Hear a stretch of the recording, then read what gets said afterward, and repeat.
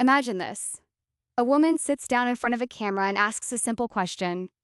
Who here is pro casual sex? At first, it sounds like one of those modern internet topics designed to provoke people.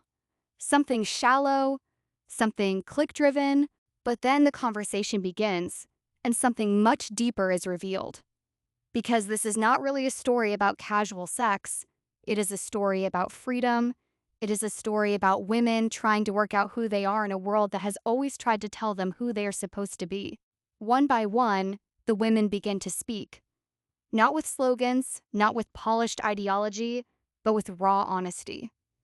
One says sex is vulnerability, another says it is exploration, another says it is magic, another says it is one of the most carnal and enjoyable experiences in human life.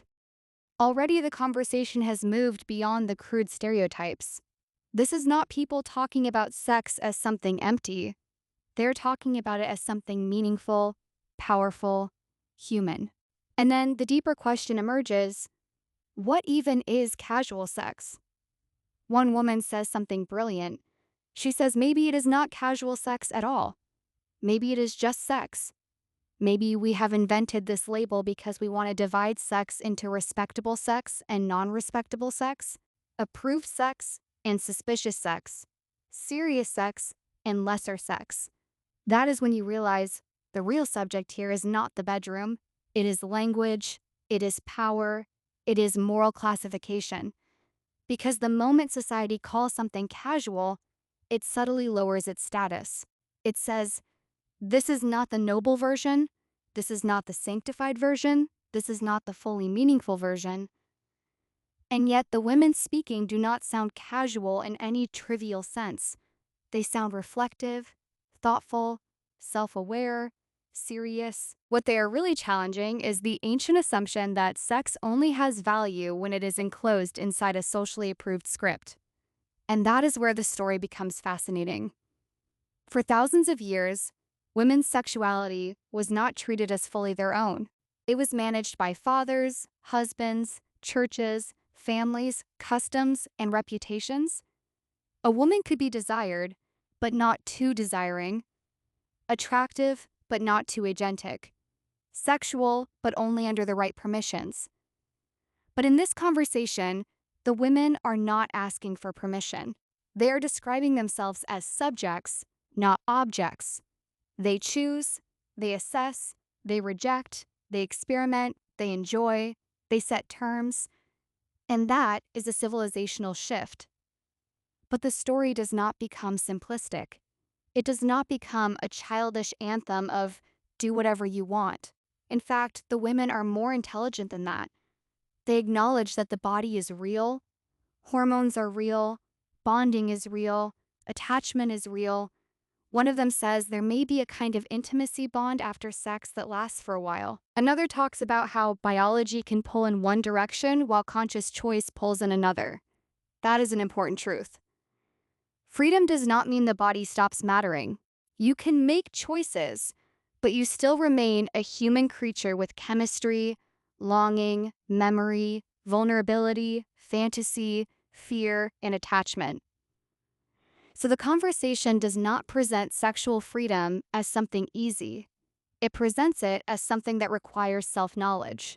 That may be the most important message in the entire discussion. Not everyone is the same. Some people can separate sex from romance more easily. Some cannot. Some may thrive in openness. Some may get hurt. Some may want freedom for a season and commitment in another season. Some may change completely over time. And that is where the conversation becomes almost philosophical. Because the real question is not, is casual sex good or bad? The real question is, do you know yourself? Do you know what you actually want? Do you know which desires are yours and which were implanted in you by culture? Do you know the difference between genuine freedom and self-betrayal?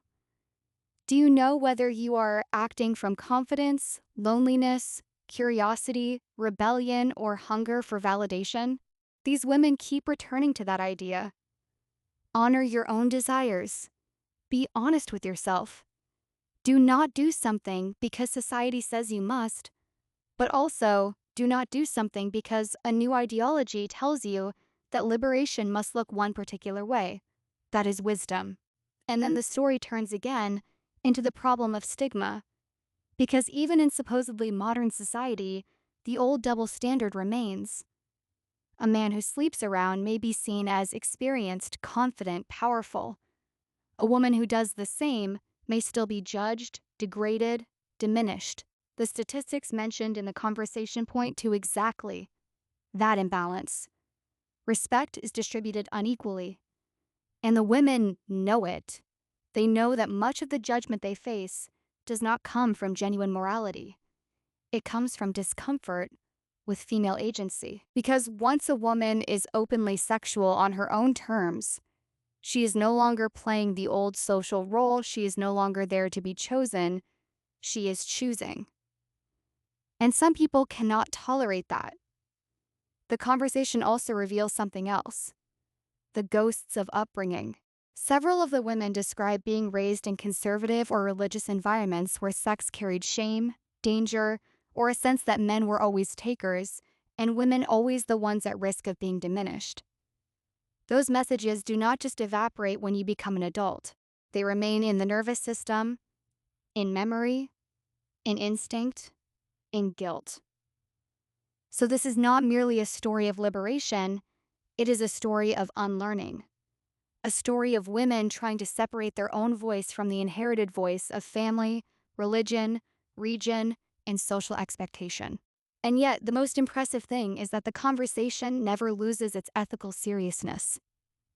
Near the end, the women start talking about safe sex, condoms, testing, boundaries, refusing certain acts unless there's trust and clarity. That part matters immensely because it shows this is not chaos disguised as empowerment.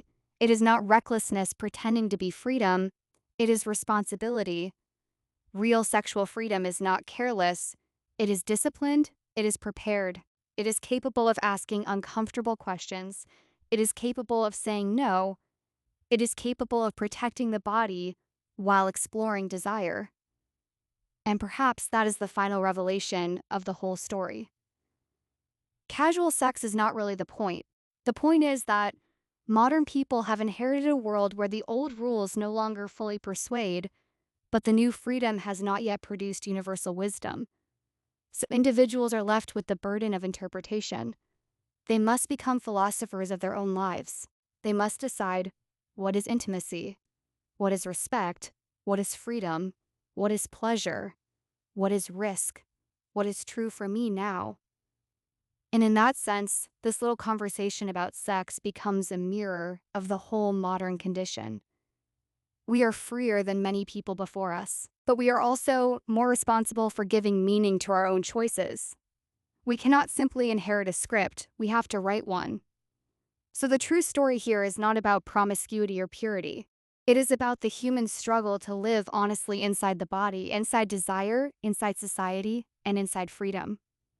And perhaps the deepest line in the whole discussion is this: a woman can be proud of her contradictions, because that may be what freedom really looks like.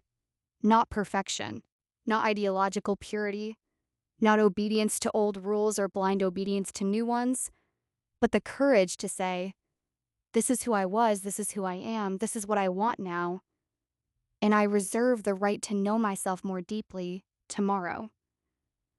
That is not a trivial conversation. That is the modern soul speaking.